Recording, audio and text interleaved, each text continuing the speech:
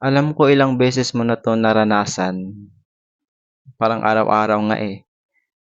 Yung parang may humalo sa isip natin, kahit positive yung gusto nating isipin, gusto natin i-spread sa buong katawan natin, sa utak natin, pero umeepal talaga yung negative, nasinsira yung araw natin, yung pag-iisip natin na, gusto kong maging positive 'tong araw na 'to." Parang sinisira ng negative.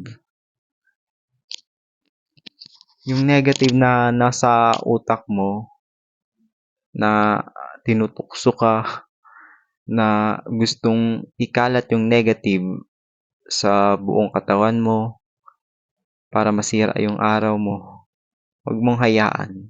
Ay, ibig ko sabihin hanggang ano lang naman 'yan, eh, hanggang nasa isip mo lang naman 'yan basta 'wag mong gawing i-action 'yan.